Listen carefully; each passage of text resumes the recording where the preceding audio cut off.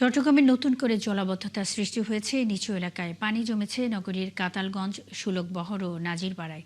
এদিকে বৃষ্টির মধ্যে পাহাড়ের ঝুঁকিপূর্ণ বাসিন্দাদের না সরায় বাড়ছে ধসের সংখ্যা। বিস্তারিত জানাতে সরাসরি যোগ দিচ্ছেন সহকর্মী প্রণবেশ চক্রবর্তী। প্রণবেশ, চট্টগ্রাম শহরে জলাবদ্ধতার কি অবস্থা এখন এবং প্রশাসন থেকে কি ধরনের উদ্যোগ নেওয়া হচ্ছে?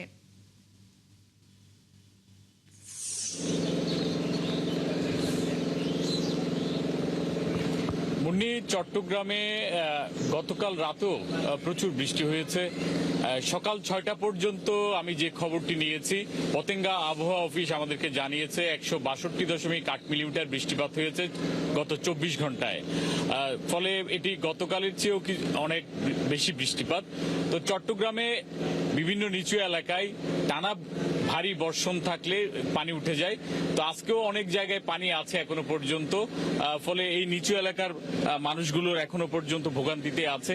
আর চট্টগ্রামে বৃষ্টিপাত হলে পানি উঠে যাওয়া, আবার বৃষ্টি থেমে গেলে পানি নেমে যাওয়া, এটাই হচ্ছে এখানকার চরিত্র। ফলে মানুষের এই যে দীর্ঘ বৃষ্টি থাকলেই যে ভোগান্তি, সেটি আসলে কমছে না। তারপরেও এখানে সিটি কর্পোরেশনের পক্ষ থেকে সহায়তা করার কিছু কাজ হচ্ছে। যেমন চট্টগ্রাম সিটি কর্পোরেশনের পক্ষ থেকে গতকাল মোহরা সহ বিভিন্ন অঞ্চলে চট্টগ্রাম 10-এর বিভিন্ন জায়গায় ত্রাণ সরবরাহ করা হয়েছে। সেখানে city mayor doctor Shahadat Hossain সহ প্রশাসনের কর্তা ব্যক্তিরা ছিলেন।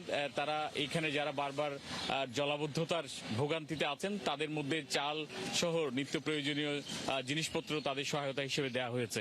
অন্যদিকে যেহেতু বৃষ্টিপাত আছে এবং চলছে টানা, ফলে চট্টগ্রামের পাহাড়ের যে ধসের যে সংখ্যা সেটি রয়ে যাচ্ছে।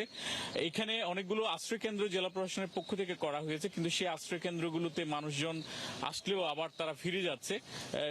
যখন বেশি বৃষ্টিপাত হয়েছিল তখন এই আশ্রয় কেন্দ্রগুলোতে কিছু মানুষকে নিয়ে আসা হয়েছিল, কিন্তু পরবর্তীতে বৃষ্টির তোপ কিছুটা কমার কারণে আবার তারা নিজেদের আবাসস্থলে ফিরে গেছে। তো এই যেহেতু পাহাড় ধসের সংখ্যা এই বৃষ্টির মধ্যে থাকছেই, ফলে মানুষকে বারবার সতর্ক করলেও তারা সরছে না। ফলে এখানে পাহাড় ধসে মৃত্যুর ঝুঁকি এই পাহাড়গুলোতে বাড়ছে। তারপরও মানুষ সরে যাওয়ার জন্য এখানে জেলা প্রশাসন এবং সিটি কর্পোরেশনের পক্ষ থেকে মাইকিং করা হচ্ছে। আর চট্টগ্রামে এর মধ্যে আমরা যেটা দেখছি যে বিশেষ করে উপজেলাগুলোর এখনো বানবাসী মানুষের দুর্ভোগের অন্ত নেই, কারণ সেখানে ত্রাণ ঠিক মতো পৌঁছাচ্ছে না। তবে আজকে চট্টগ্রামের সাতকানিয়াতে এখানে বন্যার জন্য দায়িত্বপ্রাপ্ত মন্ত্রী অনিন্দ্য ইসলাম তিনি ত্রাণ দেওয়ার কথা রয়েছে। যেহেতু সাতকানিয়া একটি বন্যায় সবচেয়ে ক্ষতিগ্রস্ত অঞ্চল, ফলে সেই জায়গায় সরকারের পক্ষ থেকে এই ত্রাণ পৌঁছাবে বলে আমরা জানতে পেরেছি। তো এটি ছিল চট্টগ্রাম থেকে। প্রণবেশ, অসংখ্য ধন্যবাদ।